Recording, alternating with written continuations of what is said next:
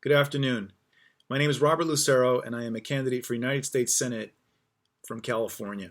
Today is June 4th, 2021, the 53rd anniversary of the California primary, June 4th, 1968, in which Robert F. Kennedy emerged victorious after a very surprising campaign that was still new, but was exciting for the country, was electrifying many people who felt a lot of hopelessness back then. I, of course, was not there during that time. I was born in 1973.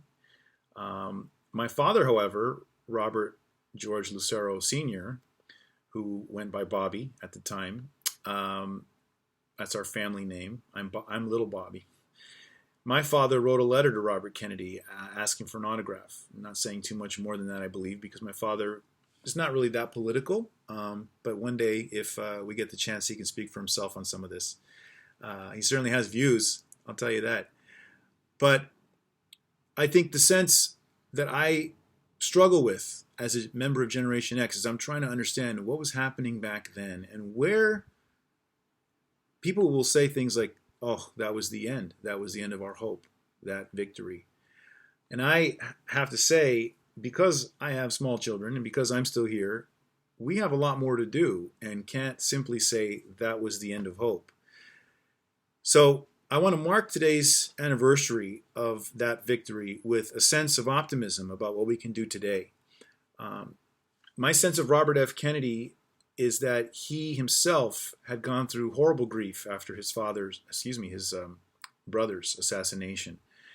And coming into 1964, when he went to the Democratic Party convention, when he announced his campaign for Senate in New York, he went through a real metamorphosis that wasn't clean, it wasn't easy, and it wasn't, by clean I mean that he had to really grapple with a lot of issues, including the accusation that he was a carpetbagger for the Senate seat in New York. He was elected, and he made good on his promise to be a good senator. He said, I just want to be a good senator. He proceeded in those years, those tumultuous years that, again, I wasn't there for, but I'm a student of in terms of history. 64, 65, 66, 67, and 68 were probably some of the most intensive years politically that you can find in American history. But what I understand Robert Kennedy steeped himself in was two key things in that period. One was the passion that his brother represented in the New Frontier and other elements of his campaign and administration. The anti-colonial policy of the John F. Kennedy administration that Robert Kennedy was a part of. The other element of Robert Kennedy's soul during this period, 64 to 68, was he was steeped in the classics. This was a man who studied virtually in a cocoon in his library the great classics of Shakespeare and other poets, dramatists. As we know, he quoted Aeschylus when he was in Indianapolis the night that Martin Luther King was assassinated.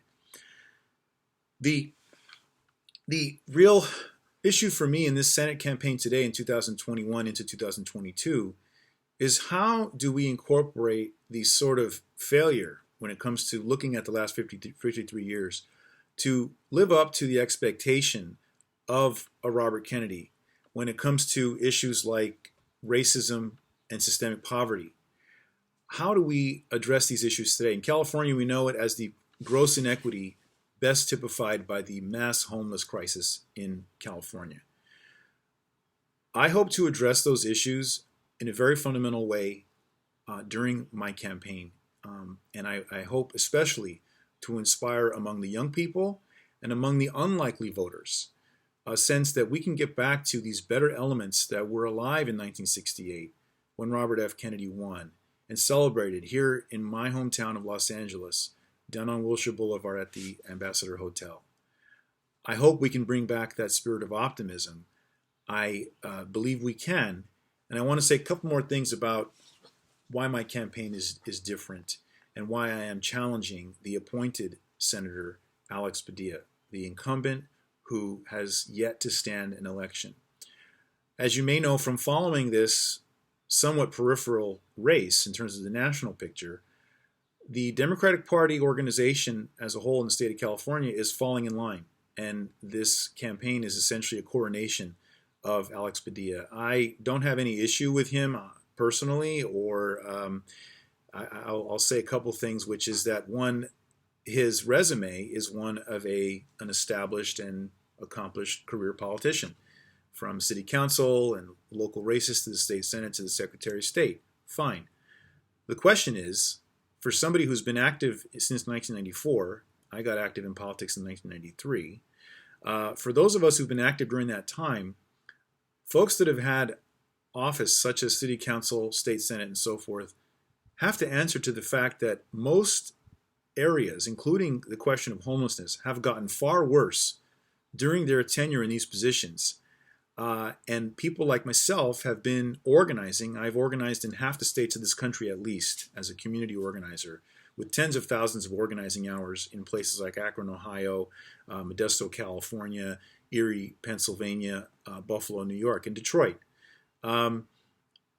What do we have to show for the last 30 years, the last 40 years, and as I say, the last 53 years in terms of our fundamental achievements in public policy? And I would say they've generally failed. And I want to challenge that. And I want to reach out to the unlikely voters. Mr. Padilla and the Democratic Party are relying on the likely voters. Alexandria Ocasio-Cortez mobilized these unlikely voters, and it's probably still not been forgiven by Nancy Pelosi and the leadership of the party for upsetting the apple cart. I want to do that not because that looks like it's fun to do. I want to do that because it's necessary. I am an independent Democrat because I believe in the old Democratic Party of Robert Kennedy and Franklin Roosevelt and John Kennedy. I have trouble believing in the current Democratic Party that is just silencing all opposition right now and saying we're all going to fall in line and anoint our appointed senator. I think California can do better now. I think California can do better than our Senate delegation has represented for my entire adult lifetime. When I first became political, it was the year after both Feinstein and Boxer ran for office, and if you combine the 60 plus years of public service that they both had, I question how much we got out of that.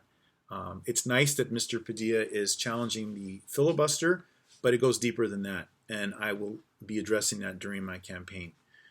To go back to the point of this address today, on June 4th, 2021, I really want to make the point that for my generation, Generation X, and for millennials, who I won't try to speak for, but I will say as an older brother to that generation, we who were born after 1968, 1969, have a special responsibility to the world to try to sort through the right and wrong paths that were taken over the last 53 years and try to get ourselves back on the right footing. I would challenge you to listen to the inaugural address of John F. Kennedy, to go back and watch this wonderful documentary called Bobby Kennedy for President on Netflix, 4-part series, to listen to my podcast with Tom Jackman of the Washington Post and Paul Schrade, who was shot that night before Robert Kennedy was shot. He took the first bullet from Sirhan Sirhan, but he believes the deadly bullets to Robert Kennedy from the back were not from Sirhan Sirhan. I challenge you to look at these issues with me and organize with me for a real campaign in 2022. So I want to thank you for your time, and I look forward to communicating with you through my campaign website. I'm in the process of building organization this summer. Please reach out to me and my staff for more information on that, and I look forward to seeing you out there as we come out of this COVID mess and we begin to rebuild ourselves. But let's have a great year of good old-fashioned politics, and I'll see you out there.